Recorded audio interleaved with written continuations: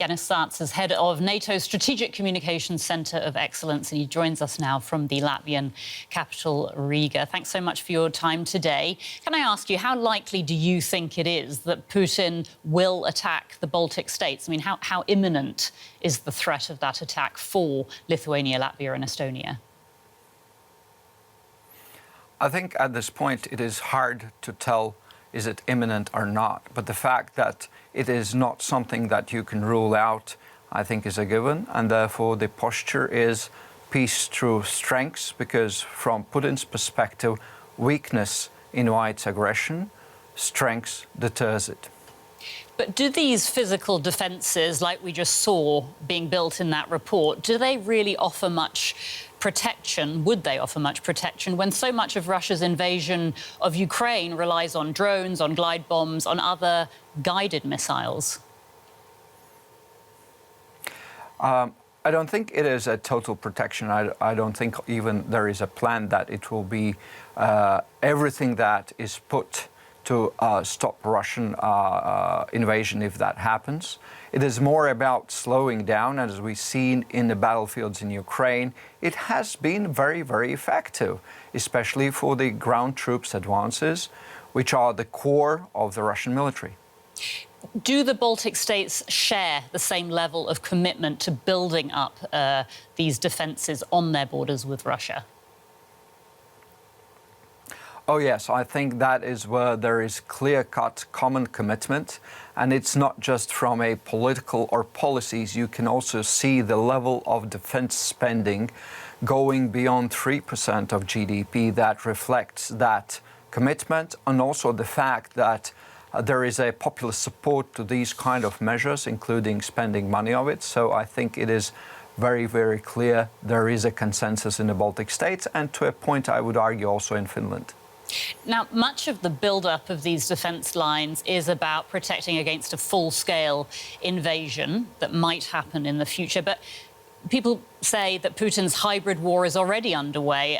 In your experience, how effective is Russia's strategy of sending would-be migrants to test these borders?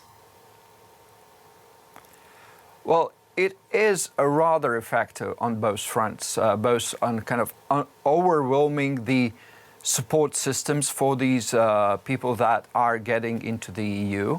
But the other thing is, of course, by increase of numbers, it also creates internal political pressures that are more of a long-term game for Russia. But I think there's a clear-cut strategy behind that.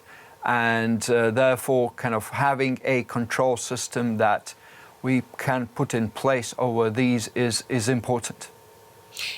Is there a danger, if I can ask you, that governments use the threat of war, the threat of Russian military invasion, as a cover for trying to keep migrants out? Well, that was a big debate in the early phases when the Belarus started this strategy. And there were internal and also EU discussions. But clearly, it was concluded that it undermines national security. There's still open ways from legal instruments and legal measures to get asylum in EU and in Latvia and the Baltic states, but not in the way and form as Belarus and increasingly Russia are trying to do it. OK. If we play out for a moment the scenario where Putin does attack, tanks and soldiers roll across the Latvian, Lithuanian and Estonian borders, how is NATO actually positioned to help fight, to help resupply these member states if they did have to take up arms against Russian forces?